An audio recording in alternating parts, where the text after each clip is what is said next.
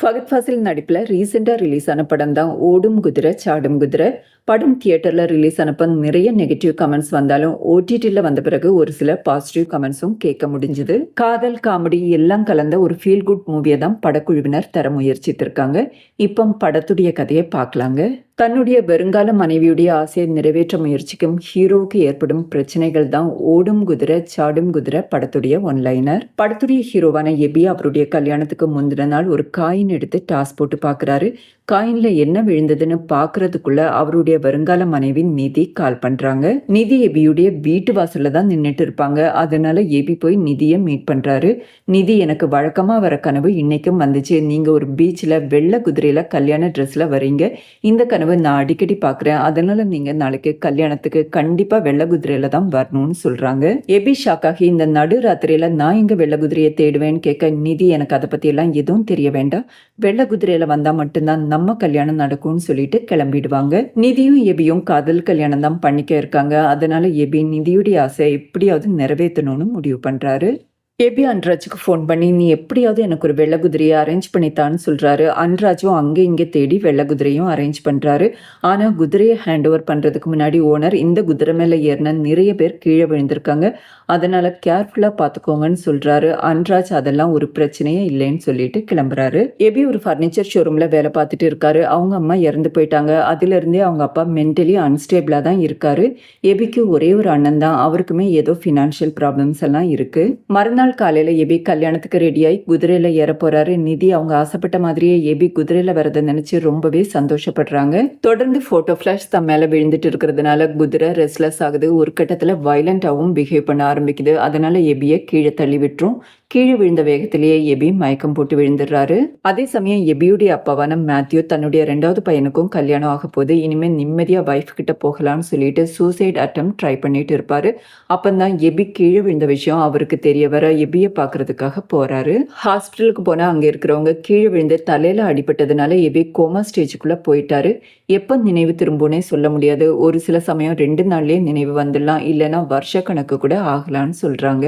கோமால இருக்கிற எபிக்கு அடிக்கடி ஒரு கனவு வருது. ஒரு கார்னிவல் நடக்கிற இடத்துல எபி இருக்கிறாரு. அவருடைய கையில யாரோ ஒரு பேண்ட் கட்டுறாங்க. அதுக்கப்புறம் அவர் மேங்கோ ஜூஸ் குடிக்கிறாரு. இந்த கனவு அடிக்கடி வருது. இப்ப நமக்கு பிளாஷ்பேக்ல எபி நிதியுடைய காதல் கதையை காட்டுறாங்க. ரிஷிங்கிற ஒரு பையன் ஃபர்னிச்சர் ஆர்டர் பண்ணியிருப்பான். அதை டெலிவர் பண்ணுறதுக்காக எபி அவருடைய ஃப்ரெண்டோட அங்கே போகிறாரு. அதே வீட்டில் நிதியும் இருப்பாங்க. நிதியும் ரிஷியும் காதலிச்சிருப்பாங்க. ஆனால் ரிஷியுடைய அப்பா அவரை ஃபோர்ஸ் பண்ணி வேற ஒரு கல்யாணம் பண்ணி வைக்க போகிறதா ரிஷி நிதி கிட்ட சொல்கிறாரு. நிதி ரிஷி கிட்ட, ஏன் நம்ம காதலிக்கிற விஷயம் உங்கள் அப்பா கிட்ட சொல்லக்கூடாதுன்னு கேட்குறாங்க. இது எல்லாத்தையும் எபி ஃபர்னிச்சர் இன்ஸ்டால் பண்ணிக்கிட்டே விட்டு கேட்குறாரு. எதிர்பாராத விதமா ரிஷியுடைய அப்பா அங்க வராரு. நிதியை பார்த்து இந்த பொண்ணு யாருன்னு கேட்க, ரிஷி ஃபர்னிச்சர் இன்ஸ்டால் பண்ண வந்தவங்க கூட வந்ததா சொல்றாரு. நிதியும் ரிஷியும் காதலிக்கிறது தெரியாத ரிஷியுடைய அப்பா ரிஷியுடைய கல்யாணத்தை பத்தி பேச ஆரம்பிக்கிறாரு. இவன் அந்த பொண்ணை சின்ன வயசுல இருந்தே காதலிச்சுட்டு இருக்கான். எனக்கு இந்த கல்யாணத்துல பெருசா இன்ட்ரெஸ்ட் இல்லை. ஆனா இவன் கெட்டினா அந்த பொண்ணை தான் கெட்டுப்பேன்னு அடம் பிடிச்சா, அதனால தான் இந்த கல்யாணம் ஏற்பாடு பண்ணியிருக்கேன்னு சொல்வாரு. நிதியுடைய நிலைமையை பார்த்தா எபிக்கு ரொம்பவே கஷ்டமா இருக்கும். அவங்கள எப்படியாவது கூல் டவுன் பண்ணணுங்கிறதுக்காக அவங்க கிட்ட வந்துட்டு, கோவப்படாதீங்க, எங்க ஃபர்னிச்சர் ஷோரூம் வந்தால் நல்ல ஃபர்னிச்சர் இருக்கும், அதெல்லாம் பார்த்தா நீங்கள் ஆட்டோமேட்டிக்காக ரிலாக்ஸ் ஆகிடுவீங்கன்னு சொல்கிறாரு. ஆனால் நிதி, எனக்கு இப்போ தேவை ஃபர்னிச்சர் கிடையாது, ஒரு சுத்தியல் கிடைக்குமான்னு கேட்க, எபி ஃபர்னிச்சர் இன்ஸ்டால் பண்ண எடுத்துகிட்டு வந்த சுத்தியலை அவங்க கையில் கொடுக்குறாரு. எபி திரும்ப ஆஃபீஸுக்கு போகும்போது அவருடைய பாஸ் பயங்கர கோவத்தில் இருப்பார். ஏன்னா ரிஷியுடைய வீட்டுக்காரர் யாரோ சுத்தியல் வச்சு உடைச்சிருக்காங்க. உடைச்சது இந்த கம்பெனியுடைய ஸ்டாஃப்னு வேற சொல்லியிருக்காரு. பாஸ் அந்த பொண்ணுக்கு யாரு நம்ம கம்பெனியில் வேலை போட்டு கொடுத்ததுன்னு கேட்க, அன்ராஜ் நிலைமையை சமாளிக்கிறதுக்காக அந்த பொண்ணு எபியுடைய கேர்ள் ஃப்ரெண்ட் 2 பேருக்கும் சண்டை வந்துச்சு. அந்த கோபத்துல தான் சுத்தியலை எடுத்து காரை உடைச்சதுன்னு சொல்லி சமாளிக்கிறாரு. ஆனா பாஸ், நீ இந்த பிரச்சனையை சால்வ் பண்ணிட்டு தான் கம்பெனிக்கு வரணும்னு சொல்ல எபி நிதியும் கூட்டிட்டு ரிஷி வீட்டுக்கு போறாரு. ரிஷியை பார்த்ததும் நிதிக்கு திரும்பவும் கோபம் வந்து பலார்னு ஒரு அறை விடுறாங்க. அந்த சத்தத்தை கிட்ட ரிஷியுடைய அப்பா வருவாரு. ரிஷியுடைய அப்பாவுக்கு உண்மை தெரிஞ்சா திரும்பவும் பிரச்சனை ஆயிட போகுதுங்கிற பயத்துல ரிஷி தான் நிதியை அடிச்சதா சொல்லி சமாளிப்பாங்க. அதை கேட்டு ரிஷியுடைய அப்பா டென்ஷன் ஆகி, ஐயோ பொண்ணை போட்டு அடிச்சிட்டியா, எவ்வளவு பெரிய பிரச்சனை ஆகும்னு தெரியுமா, அம்மா நீ கவலைப்படாத, பதிலுக்கு திரும்ப அவனை பலார்னு ஒரு அறை விட்டுருன்னு சொல்றாரு.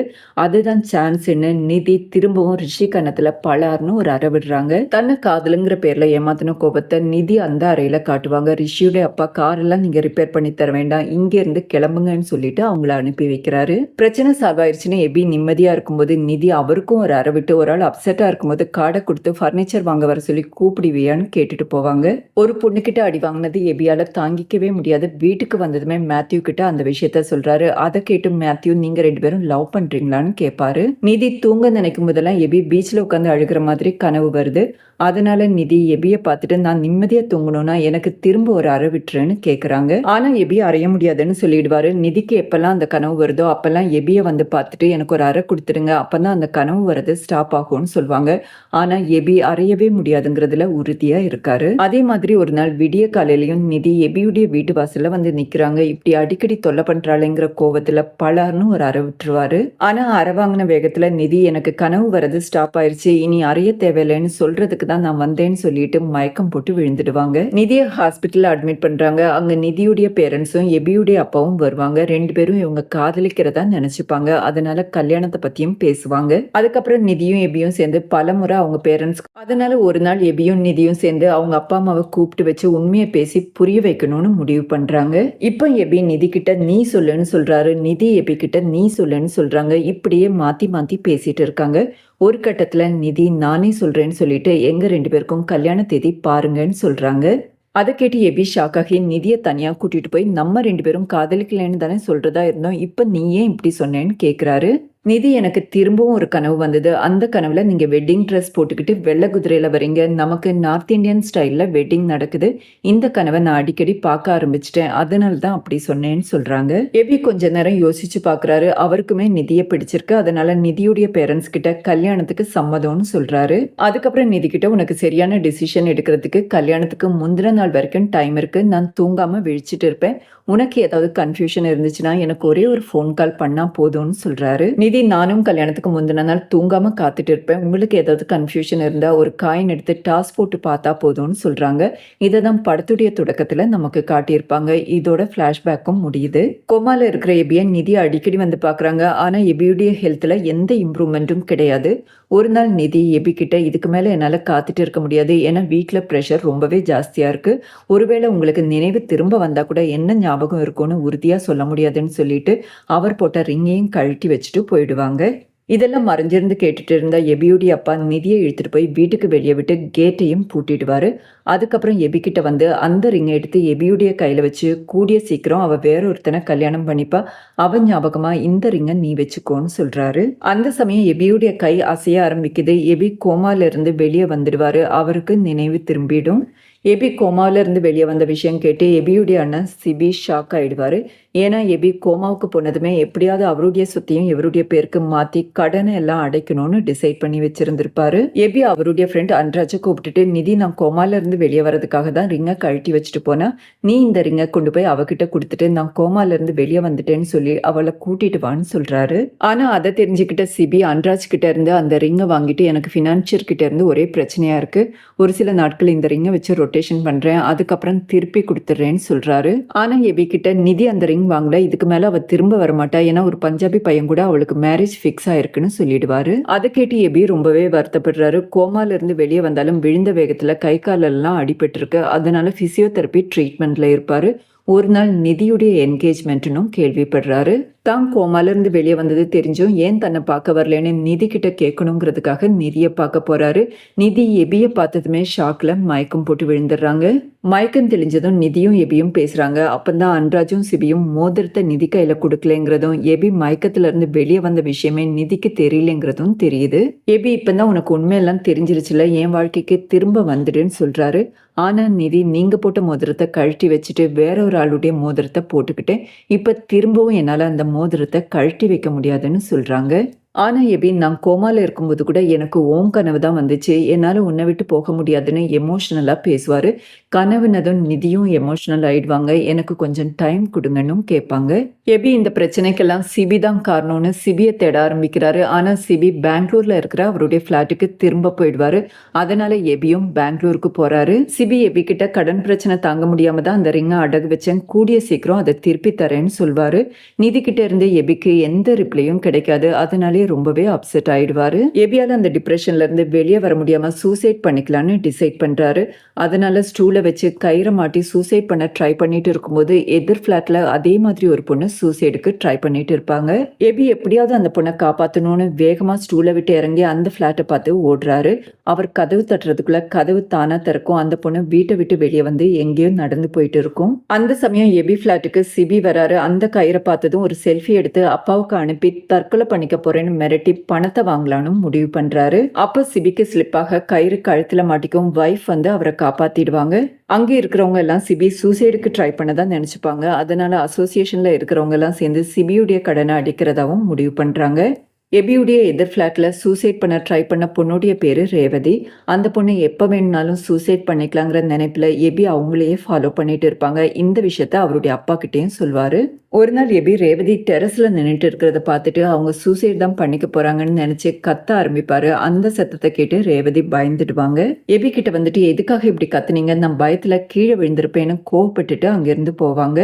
அதுக்கப்புறம் ரேவதி எபியை பார்த்து சாரி கேட்பாங்க. எபி ரேவதி கிட்ட அடிக்கடி அப்செட் ஆகுற, கோவப்படுற, அப்படி உன் லைஃப்ல என்னதான் நடந்துச்சுன்னு கேட்குறாரு. ரேவதிக்கு வினித்துங்கிற ஒரு ஆள் கூட கல்யாணம் ஃபிக்ஸ் ஆயிருக்கும். ஆனா வினித் எப்பவும் ரேவதி குண்டா இருக்கிறதா கிண்டல் பண்ணிட்டே இருப்பாரு. எப்படியாவது கல்யாணத்துக்கு முன்னாடி 20 kg குறைக்கணும்னு ப்ரெஷரைஸ் பண்ணுவாரு. அதுக்கு பயந்தே ரேவதி எதுவுமே சாப்பிடவும் மாட்டாங்க. ஆனா அவங்களால பசியும் தாங்க முடியாது.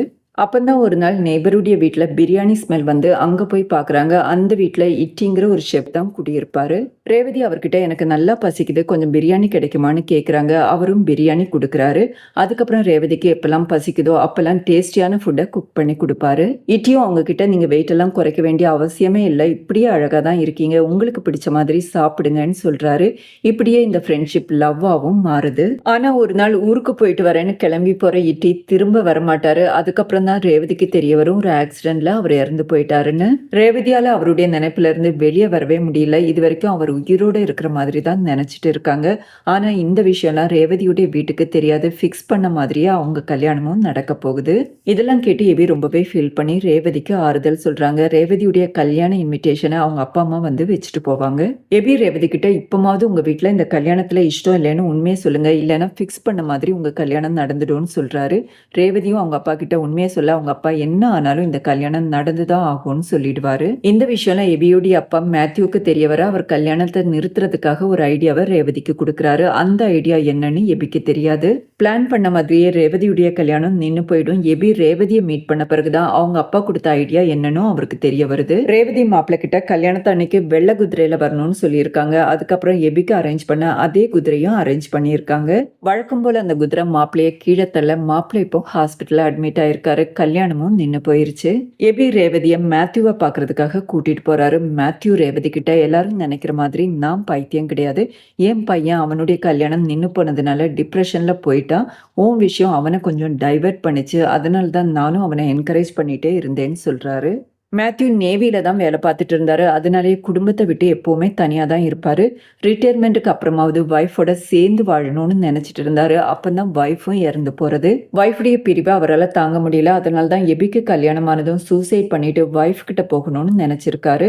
இதை வச்சுட்டு தான் எல்லாரும் அவரை பைத்தியம்னு சொல்றாங்க. ஹாஸ்பிட்டல் அட்மிட் ஆயிருக்கிற ரேவதியுடைய மாப்பிள்ள கொஞ்சம் கொஞ்சமா குணமாயிட்டு வருவாரு. இந்த முறை அவர்கிட்ட கல்யாணத்துல இஷ்டம் இல்லைன்னு சொல்லணும்னு ரேவதி உறுதியா இருப்பாங்க. ஆனா அவங்க அந்த விஷயத்த சொல்றதுக்கு முன்னாடி வினித் தனக்கு இந்த கல்யாணத்துல இஷ்டம் இல்லைன்னு சொல்றாரு.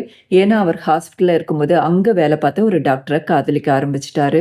இதை கேட்டதும் ரேவதி சந்தோஷமா அங்கிருந்து வந்துடுவாங்க. எபி ரேவதி கிட்ட ஃபியூச்சர் பிளான் என்னன்னு கேட்கிறாரு. ரேவதி தன்னுடைய டீச்சிங் ப்ரொஃபஷன்ல மட்டும்தான் கான்சென்ட்ரேட் பண்ண போறேன்னு சொல்றாங்க. அதோட ஒரு ஷாக்கிங்கான விஷயத்தையும் சொல்றாங்க. எபி ரேவதியோட உயிரை காப்பாத்தல, ரேவதி தான் எபியோட உயிரை காப்பாத்தினது. அன்னைக்கு எபி சூசைட் பண்ண ட்ரை பண்றதை பார்த்துட்டு அவரை டைவர்ட் பண்றதுக்காக தான் இவங்க சூசைட் பண்ற மாதிரி ஆக்ட் பண்ணியிருக்காங்க. எபி அடுத்தது என்ன பண்றதுன்னு யோசிச்சுட்டு இருப்பாரு. நிதி கிட்ட பேசலாமான்னு அவங்களுக்கு கால் பண்றாரு. ஆனா நிதி ஃபேஸ்ல பேக் போட்டுட்டு படுத்துட்டு இருப்பாங்க. நிதியுடைய அப்பா கால் எடுத்துட்டு இது ஒரு ப்ரமோஷனல் கால், உனக்கு இன்ட்ரெஸ்ட் இல்லைன்னு சொல்லுவாரு. நிதியும் அது ப்ரமோஷனல் கால்னு நினைச்சு காலை எடுத்துட்டு எனக்கு இன்ட்ரெஸ்ட் இல்லைன்னு சொல்லிட்டு கட் பண்ணிடுவாங்க. எபி அதனால ரொம்பவே அப்செட் ஆயிடுவாரு. மேத்யூ நிதியை பார்த்து எபியுடைய நிலைமையை எடுத்து சொல்றாரு. அப்பந்தான் நிதிக்கு எபி கால் பண்ண விஷயமே தெரிய வருது. அதனால எபியை பார்க்க ஓடி வராங்க. பண்ணிட்டு இதுக்கு மேல நம்ம பழைய மாதிரி வாழலாம்னு சொல்றாங்க. அதுக்கப்புறம் அவங்க 2 பேரும் லவ் பண்ணும்போது எப்படி வாழ்ந்தாங்களோ அதே மாதிரி வாழ ஆரம்பிக்கிறாங்க. ஆனா எபிக்கு என்னமோ மனசு ஒட்டல. ஏதோ ஒரு கன்ஃபியூஷன்லயே இருக்காரு. அந்த விஷயத்த நிதி கிட்ட சொல்லி தனக்கு கல்யாணத்துல இஷ்டம் இல்லைன்னு சொல்றாரு. நிதி உங்களுக்கு கல்யாணத்துல இஷ்டம் இல்லைன்னா நான் உங்களை ஃபோர்ஸ் பண்ணல. ஆனா உங்க நினைப்புல தான் நான் இருப்பேன்னு சொல்றாங்க. மேத்யூ திரும்பவும் ஒரு நாள் சூசைட் பண்ண ட்ரை பண்ணும்போது ஒரு லேடி வந்து அவங்க கதவை தட்டுறாங்க. அவங்க கார் ரிப்பேர் ஆகி பாதியிலே நிக்குது. காரை கட்டி இழுக்க ஒரு கயிறு கிடைக்குமான்னு கேக்குறாங்க. அவர் சூசைட் பண்ண வச்சிருந்த கயிறை கொடுக்குறாரு. அதுக்கப்புறம் அவங்க 2 பேரும் நல்லா பழக ஆரம்பிச்சு கல்யாணம் பண்ணிக்கலாம்னு முடிவு பண்றாங்க. ஒரு நாள் எபி நிதிக்கு ஃபோன் பண்ணி கூப்பிடுறாரு. 2 பேரும் ஒரு இடத்துல போய் உட்காந்து பேச ஆரம்பிக்கிறாங்க. அப்பந்தான் எபிக்கு பல விஷயங்கள் தெரிய வருது. எபி கோமால இருந்த ஒவ்வொரு நாளும் நிதி அவரை பார்க்க வந்திருக்காங்க. அது மட்டும் இல்லாம எபியால ஃபோன் எடுக்க முடியாதுன்னு தெரிஞ்சும் டெய்லியுமே ஃபோன் பண்ணியிருக்காங்க.